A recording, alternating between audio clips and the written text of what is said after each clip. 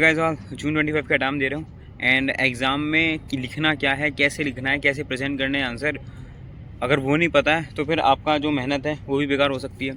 सो अगर आप चाहते हो कि मेहनत बेकार ना हो, जो भी आप पढ़ चुके हो उसको बेहतरीन तरीके से एग्ज़ाम में लिखना भी है, तो अगर लिखना है अच्छे से तो प्लीज़ ये वीडियो शुरू से एंड तक देखना।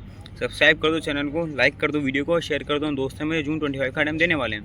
देखो, हम जब भी एग्ज़ाम देने जाते हैं, ठीक है, तो हमें सबसे पहले डिसाइड ये करना है कि हमें कौन सा पार्ट पहले करना है, कौन सा पार्ट बाद में करना है। ठीक है, पार्ट ए पार्ट बी आपको पहले से डिसाइड करके जाना है कि यार मुझे ये पार्ट पहले करना है, ये पार्ट बाद में करना है। ठीक है, फिर आता है आपको जो क्वेश्चन पेपर मिलता है, एग्जाम हॉल में बैठते हो, क्वेश्चन पेपर मिलता है, उस क्वेश्चन पेपर में आपको 15 मिनट पढ़ने के लिए मिलते हैं। तो ये 15 मिनट आपका डिसाइड कर देंगे कि आपको कितने % आता है। ठीक है, सो आपको वहाँ पर डिसाइड करना पड़ेगा कि यार मुझे 15 मिनट क्वेश्चन पूरा अच्छे से पढ़ लो। ठीक है, क्वेश्चन का मत पढ़ना। ठीक है, तो सबसे पहले क्वेश्चन आपको अच्छे से पढ़ना है और आपको छोटा सा साइड में वहाँ पे न्यूमेरिक जो आपने याद करी, जो आपको याद आ रहा है कि अरे तुम्हें अच्छे से आता है, तो साइड में क्वेश्चन पेपर में हल्का सा पेंसिल से लिख देना कि यार हाँ ये मुझे आता है, ये मैं अच्छे से कर दूंगा, टिक लगा लेना है जो भी है। ठीक है, अब आती है भाई 15 मिनट हो गए, अब हमें पेपर स्टार्ट करना है। किस तरीके से करने हैं?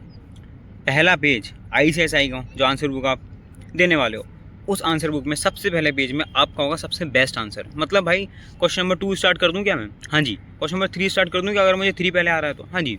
इसका मतलब, मेरे कहने का मतलब क्या है कि आपको अपना जो बेस्ट आंसर आता होगा, आपको जो पूरा अच्छे से आता होगा, प्लस वहाँ पे आपको राइटिंग बहुत अच्छे से लिखनी है, मतलब सजा कि एकदम बेहतरीन। अच्छा, सजाने से मेरा मतलब ये नहीं कि आप ब्लैक पेन यूज़ कर रहे हो, फिर ब्लू कर रहे हो, फिर ग्रीन कर रहे हो, फिर रेड कर रहे हो, नहीं जी।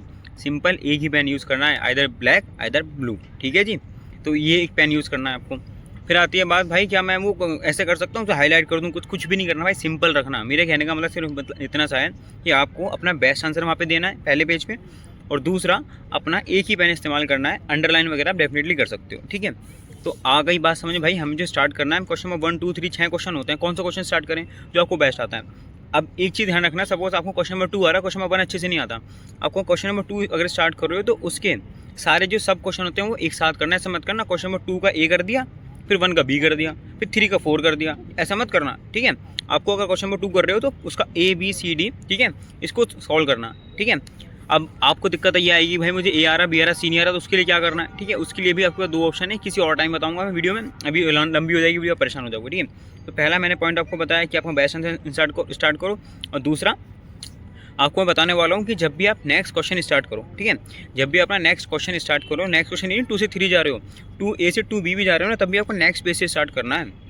भाई मेरा तो आधा पेज रह गया, कुछ नहीं, अंडरलाइन करो स्केल से, ठीक है, और नेक्स्ट पेज से स्टार्ट करो। ठीक है, समझ के कुछ ही मत करना भाई, मेरे तो पूरा पेज बचा हुआ है, कुछ नहीं भाई, नीचे अंडरलाइन करो, चाहे उसमें सेंड करके लाइन खींच देना, बाद में जगह बचती है तो। ठीक है, तो आपको नेक्स्ट पेज से स्टार्ट करना है। तीसरा भाई, हमको केस लॉ क्वेश्चन आते हैं, वो case law case study question कैसे सॉल्व करने हैं आपको। देखो, कोई भी अगर case study case law question आता है, आपको इस तरीके से करना है। सबसे पहले लिखोगे आप प्रोविजन ऑफ द केस, फिर आप लिखोगे फैक्ट ऑफ द केस, फिर लिखोगे कंक्लूजन ऑफ द केस। ठीक है, ये 3 पॉइंट आने ही आने चाहिए।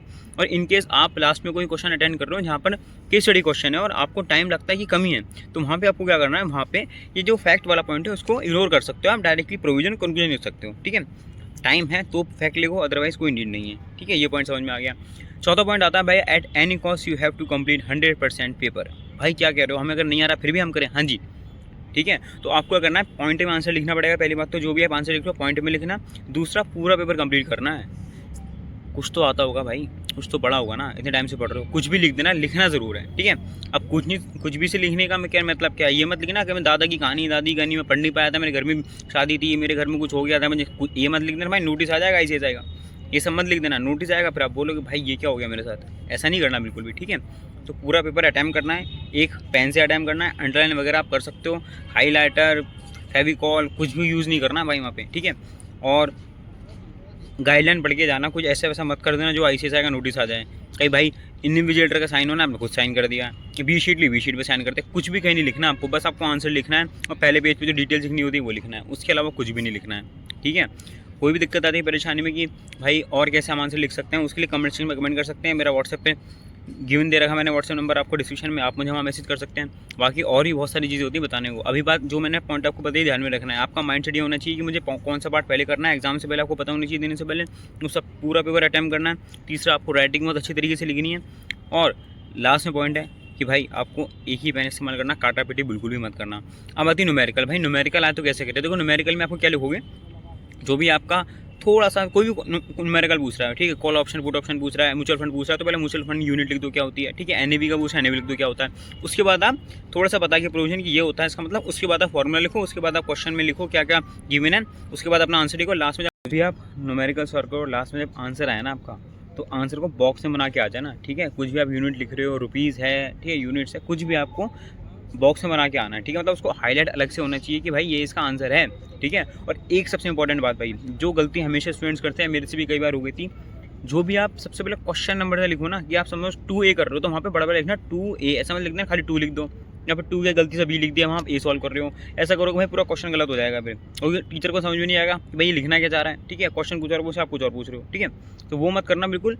आप क्या करोगे, जो भी आप आंसर लिखने वाले हो उसको अच्छे से प्रेजेंट करोगे कि यार 2 ये है और इसका A ये है, ठीक है। और प्लीज़ एट से रिक्वेस्ट, कभी भी काटा पीटी मत करना। काटा पीटी हो जाती है बस हल्का से कट मारना, उसको पर धड़ ऐसा होता है ना भाई, चलाती रहते हैं, वो मत करना भाई बिल्कुल भी। इट्स अ रिक्वेस्ट बोल रहा हूँ भाई, दिक्कत हो जाएगी आपको। ICSI का नोटिस आएगा, आप कुछ भी लिख दो या कहानियाँ लिख रहे हो, ये सब मत करना। ICSI की जो एडमिट कार्ड पर गाइडलाइन आती है वो ज़रूर आप पढ़ लेना। बाकी और सारी चीज़ें आप लोगों के लिए चैनल पर आती रहेंगी। आपको इसका सेकंड पार्ट भी चाहिए तो और डिटेल में मैं बता दूंगा, ठीक है। So guys, if you like the video, hit the like button, subscribe the channel, and last, very well guys, share as much as you can with the next video. See you later, all the best for the examination guys.